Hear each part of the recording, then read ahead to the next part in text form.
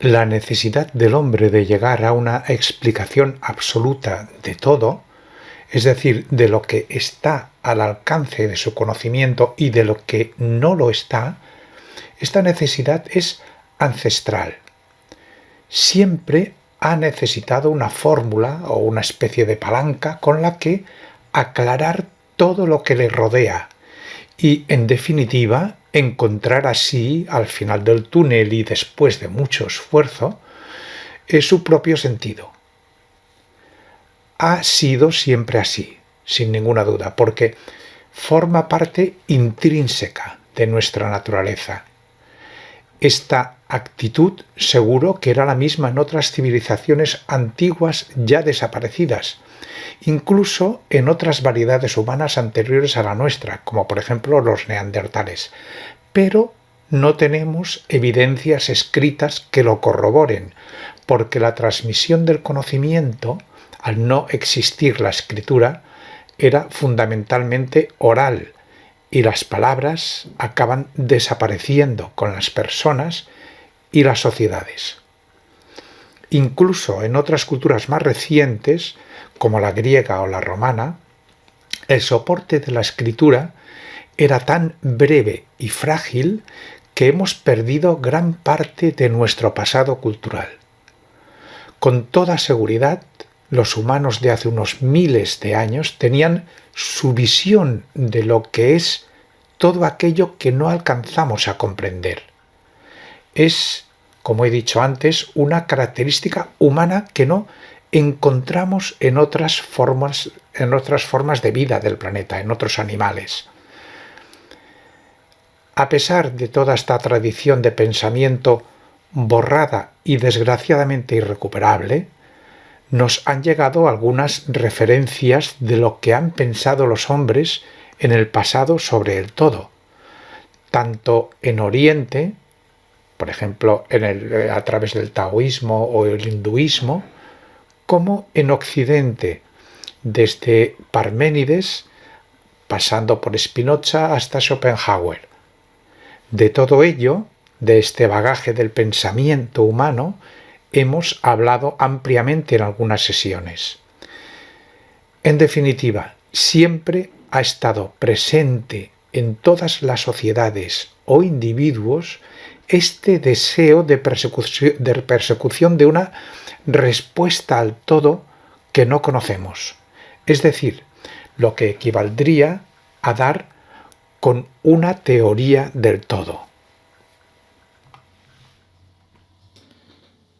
La manera de abordar este tema tan inaccesible como ineludible y también esencial para nosotros, se ha producido echando mano de la que creemos que es nuestra cualidad humana más destacada, es decir, de la razón. Y como ya hemos desmenuzado ampliamente, la razón humana se apoya en dos columnas fundamentales. Por un lado, se apoya en todo aquello relacionado con la lógica y la comprobación. Estamos hablando, cuando hablamos de lógica y de comprobación, estamos hablando fundamentalmente del pensamiento consciente que se guía por el juicio, por la argumentación y por la verificación de hechos. Y por otro lado, la segunda columna de la razón es lo que hace referencia a la vivencia de la realidad por medio de nuestro inconsciente. Ya hemos explicado cómo. El inconsciente que se manifiesta desde el sueño, la reflexión profunda, todo lo que está relacionado con el arte, la música, la relación profunda con los demás, etc. Los hombres somos así y no de otra manera. Y esto es consecuencia directa de la evolución de este planeta y de la vida que se ha ido incubando dentro de él. Esto es lo que nos ha hecho de la manera que somos.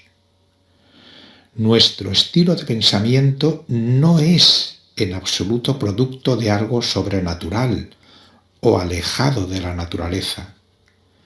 En realidad muchos lo creían así, desde Platón a Descartes, e incluso en la mayoría de las religiones presentes y pasadas, porque la existencia de algo inmaterial dentro de nosotros es imprescindible para conectarnos con lo desconocido, ya sea por una vía religiosa o racional. Pero, como he dicho, somos lo que somos. Somos simplemente el producto de una evolución determinada de la materia. Forzarnos a creer, cuando se utiliza la palabra creer, estamos hablando de un ejercicio de fe, simplemente.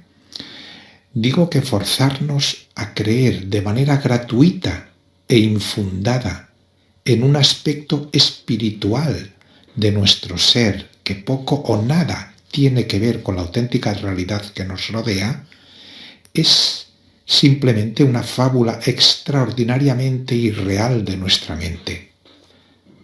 Así, aunque nos cueste asumirlo, tal vez porque degrada en parte el orgullo de ser unos seres humanos potencialmente omnipotentes, somos simplemente un trozo de materia ordenada que piensa en la materia del universo.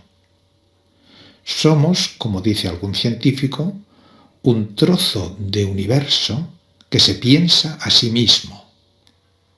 Pero la eliminación de la absurda e irreal parte espiritual del hombre no degrada nuestra humanidad. Es decir, no nos hace menos humanos, sino todo lo contrario.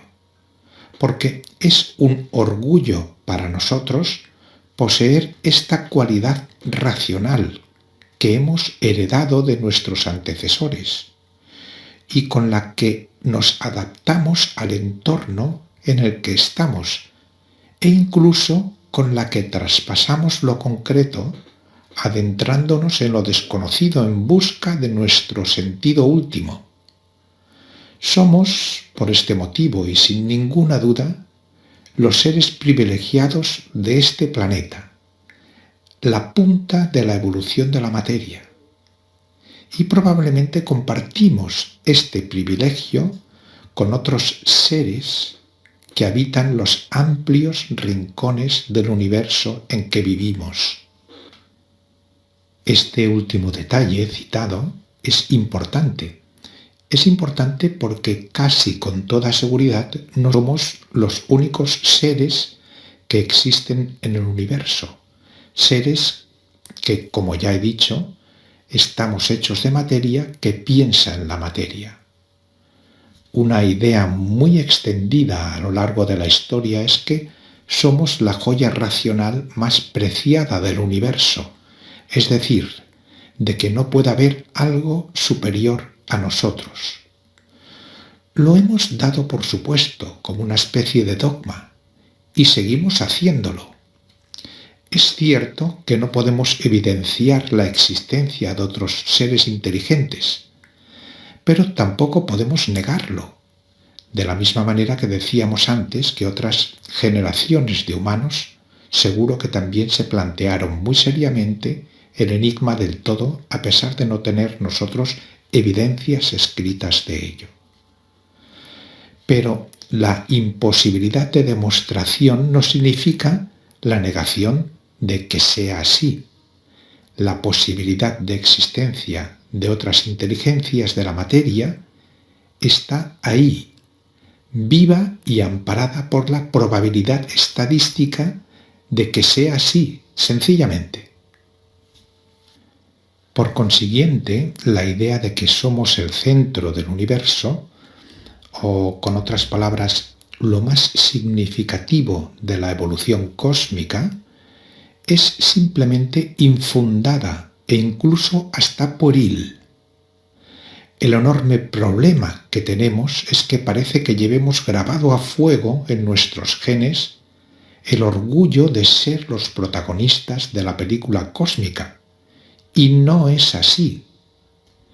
En realidad, en nuestra cultura occidental esta relevancia excepcional del ser humano ha ido decreciendo a lo largo de los siglos, desde aquel lugar preeminente que ocupábamos en la época de los griegos, época en que se pensaba que la Tierra y nosotros éramos el centro del universo, al paso a un segundo plano con el sistema copernicano, en el que pasamos a ser un humilde planeta que gira alrededor del Sol, o más adelante a la pérdida del protagonismo de nuestra estrella como una más de la Vía Láctea, e incluso más recientemente a un nuevo destierro de nuestra galaxia a un lugar secundario, en medio de billones de otras galaxias como ella, e incluso a nuestra propia indefinición situados en los enormes misterios del cosmos y del recóndito y misterioso mundo subatómico. Así, no nos queda otra opción racional que abandonar definitivamente la idea de eje para pasar a ser simplemente una cosa más del universo. Podemos seguir sintiendo el espejismo de ser ejes o centro de todo, pero objetivamente no lo somos, por mucho que esto ofenda nuestro orgullo. Somos simplemente un elemento más que navega en la indeterminación del infinito. Y esta consideración de nosotros mismos, esta autoimagen humana, condiciona radicalmente la manera de mirar lo que nos rodea. Antes, me refiero hasta hace un siglo aproximadamente, mirábamos la realidad desde una atalaya, desde la que nos parecía ver que todo giraba a nuestro alrededor, como si fuéramos una especie de semidioses u ojo de huracán, con la potencialidad de controlarlo todo y de adaptarlo a nuestra voluntad. Ahora, en la época presente en que vivimos, somos conscientes de nuestra limitación y, aunque nos resistamos, no nos queda otra opción que acatar nuestra condición de seres modestos dentro del infinito.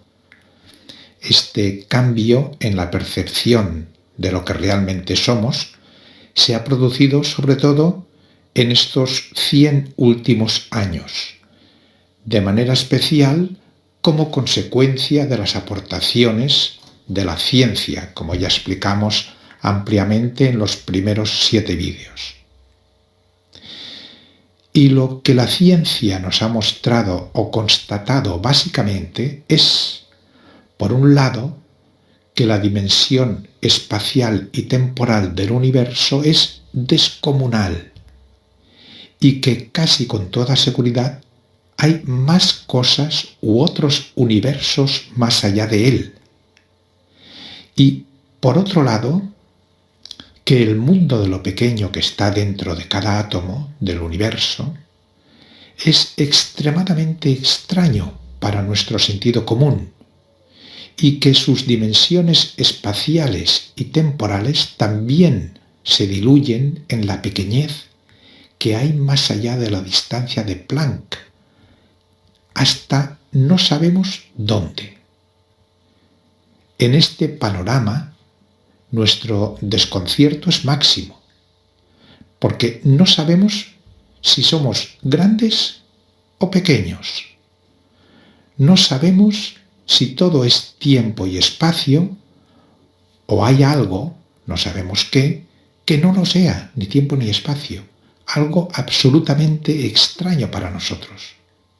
No sabemos por qué el mundo subatómico es tan exótico y sorprendente, ni de qué manera se conecta con la realidad del sentido común en que vivimos. No sabemos qué hay más allá de nuestro universo, ni más allá de los rincones que traspasan la distancia de Planck, porque con seguridad hay algo y no nada. Incluso nos faltan por saber muchas cosas de este universo en el que estamos, como por ejemplo lo que es la materia oscura, la energía oscura, las leyes que combinan la cuántica y la gravedad, que nos permitirían explicar lo que es, por ejemplo, un agujero negro o los momentos iniciales del universo, etc. En definitiva, la ciencia nos ha aclarado muchas cosas, sobre todo las relacionadas con los avances tecnológicos que mejoran nuestra calidad de vida y el análisis de lo que nos rodea.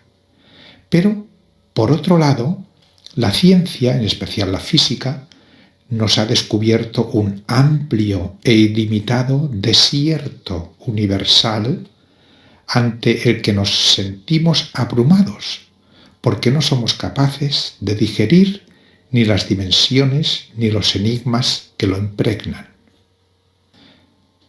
Evidentemente, esta desorientación e ignorancia incontestable en la que estamos inmersos se traslada a nuestro interior y nos impide clarificar qué es lo que realmente somos y qué sentido tenemos en este embrollo confuso que caracteriza no solamente al universo en el que estamos, sino al absoluto o todo que lo contiene. En realidad, esta desorientación es máxima porque no solamente hemos dejado de ser el eje sobre el que todo pivotaba, sino que no tenemos ni idea de lo que somos, ni de cuál es el sentido de nuestra existencia.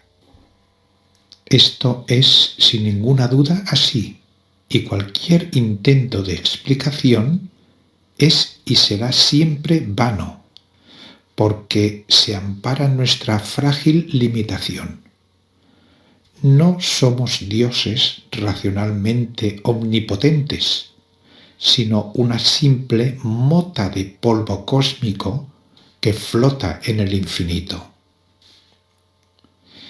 Nuestra situación de perplejidad ante el todo sería semejante a vernos situados en el centro de una especie de esfera, una esfera que representaría lo que es nuestra realidad.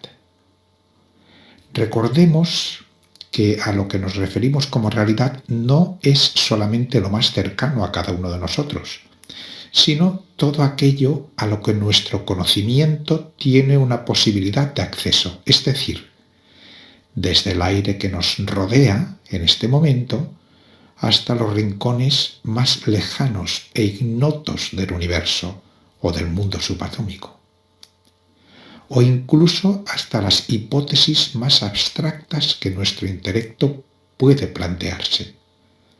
Todo eso es la realidad, que hemos ido siendo capaces de expandir enormemente en los últimos años. Bien, pues esta realidad esférica no es cerrada, sino que contiene en la superficie oquedades o puertas que se nos abren a nuevos enigmas del saber. Sabemos, esto se ve de manera especial en el ámbito de la ciencia, que cada descubrimiento de algo es el inicio de nuevos ámbitos del saber antes ignorados. Vemos esta idea concretada en el segundo grupo de esferas, las de color azulado, a las que tenemos acceso después de haber desvelado algo que no conocíamos. Pero esto no se acaba aquí. Una vez que penetramos en el misterio que hay más allá de un descubrimiento, la posibilidad de encontrar nuevos enigmas sigue estando presente y el conocimiento sigue avanzando, representado en las esferas de color verde. Pero llega un momento en que los muros que nos separan de lo desconocido son infranqueables y nos sentimos incapaces de seguir adelante. Sabemos que nos quedan muchas cosas por saber y con las que no tenemos ningún tipo de conexión racional. Está representado en las esferas de color lila. Y además sabemos que este desconocimiento se extiende hasta el infinito. Estamos, pues, en una especie de enorme laberinto del que conocemos solamente lo más próximo y que supone un reto gigantesco e insalvable para nuestra humanidad. Al final, después de tanto esfuerzo racional o especulativo, siempre nos encontramos en un punto tras el cual reina lo desconocido, es decir, el todo. Se hace patente, por consiguiente, la evidencia de nuestra limitación, de la que nunca podremos escapar. Pero esta constatación no debería minar nuestro ánimo, porque nos replegaría resignadamente a nuestra limitada realidad, a nuestra primera esfera. Y los hombres somos lo que somos no solamente para atender lo cercano o familiar, sino también para afrontar los retos de lo que no conocemos, con valentía intelectual, a pesar de saber que nunca lo podremos desvelar todo. Pero ahí, escondido en el todo infinito, sabemos que está el sentido último de lo que somos, al que nunca debemos renunciar. Nos encontramos, pues, ante la imposibilidad de abarcar el conocimiento absoluto del infinito, o, dicho con otras palabras, de formular una teoría del todo, o algo que se le parezca. Muchos lo han intentado de diversas maneras. Unos han recurrido a las religiones cuya misión fundamental es dar una respuesta de fe a un asunto que reconocen como insoluble, porque la creencia en un dios o dioses, cada religión define el suyo con su propio estilo, salva a los creyentes de la supuesta angustia de encontrarse ante un todo ante el que no tendrían respuesta, y además relega al ser humano automáticamente a la realidad. Así ya no es necesario preocuparse por asuntos ininteligibles e impenetrables, que ahora estarían personificados en una deidad, por lo que la tranquilidad de existir está garantizada. Otros han recurrido a justificaciones racionales, normalmente ignorando aquello que no está al alcance de la razón. Ya que eso hermético no es comprensible, se ignora por completo. Y, como ocurre con los seguidores de una religión, centran la atención en la realidad cercana y accesible.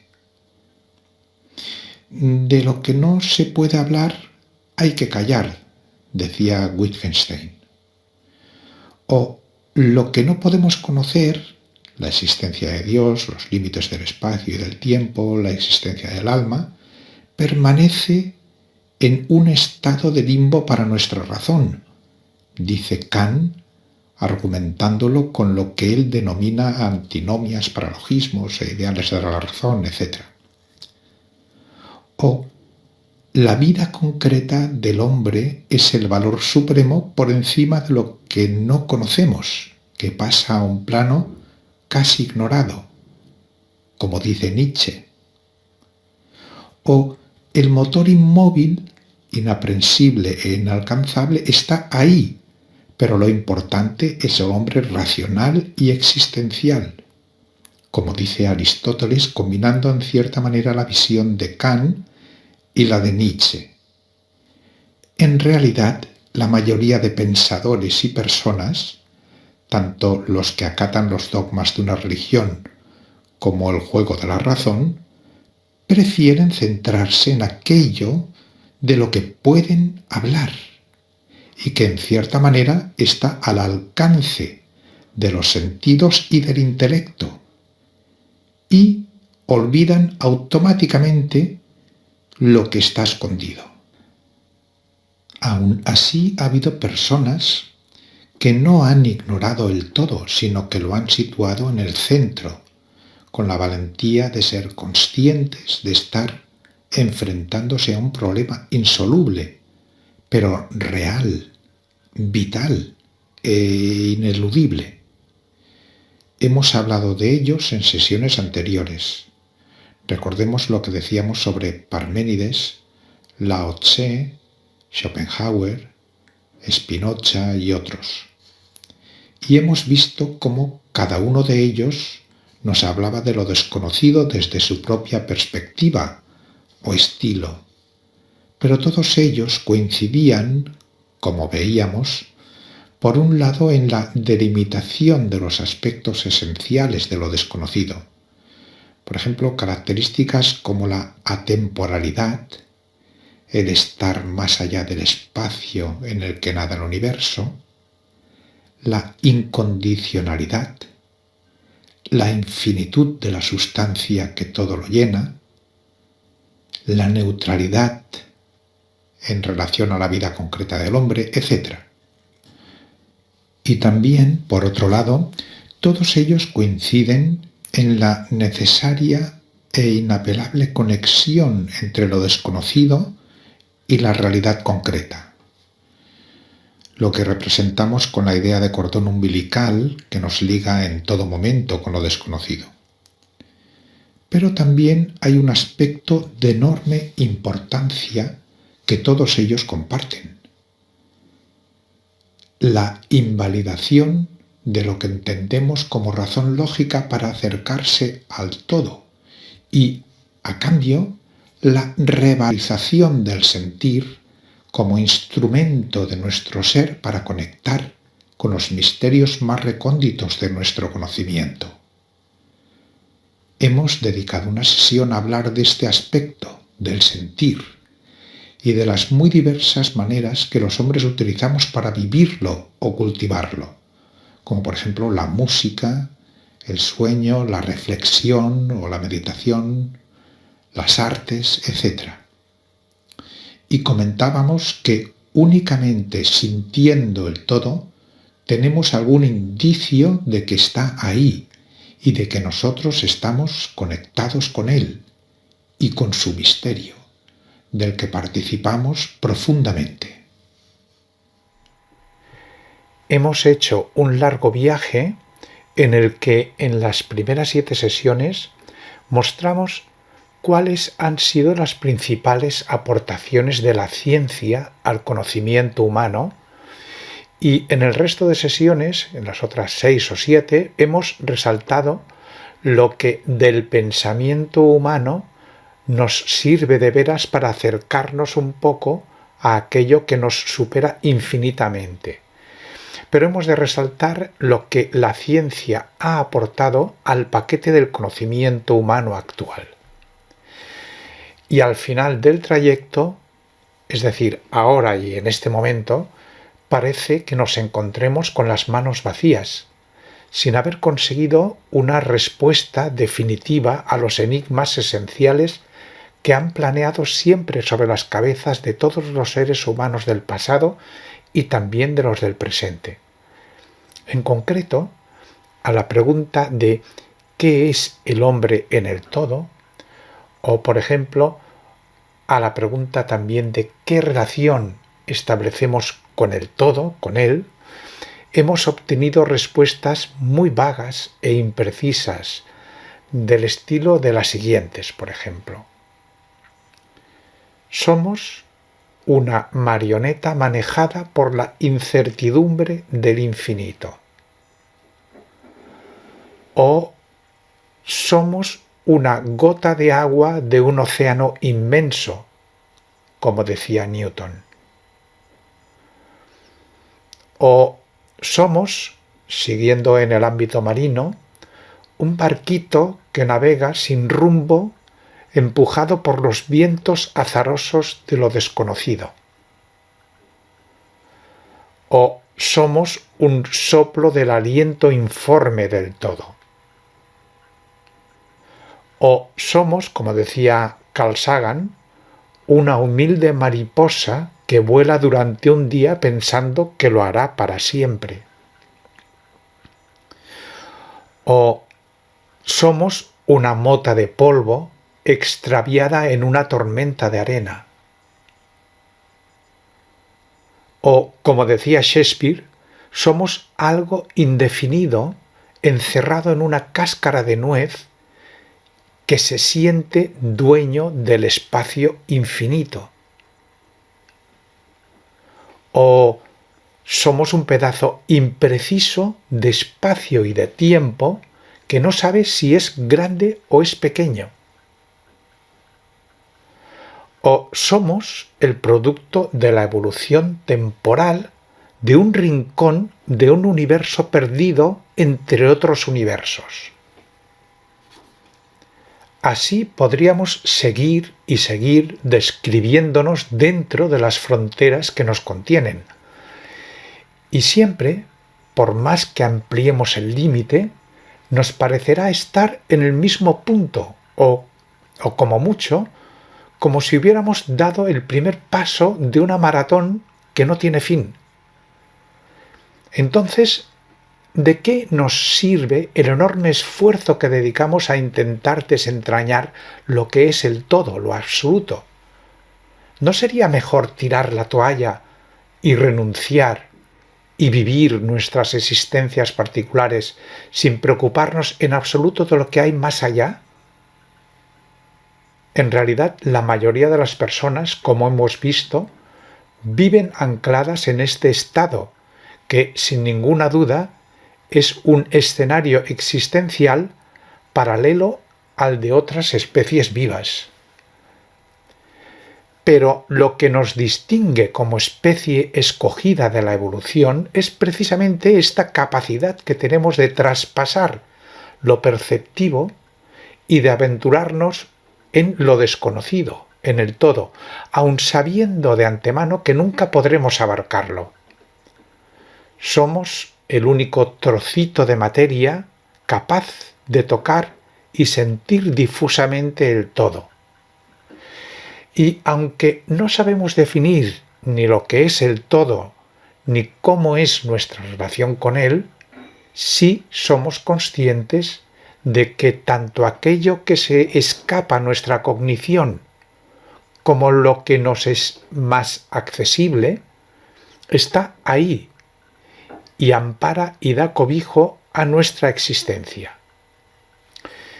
El único residuo que nos queda de todo nuestro saber, ya sea sentido o razonado, como hemos ido comentando, es la consciencia de que somos algo, somos nosotros, sencillamente esto.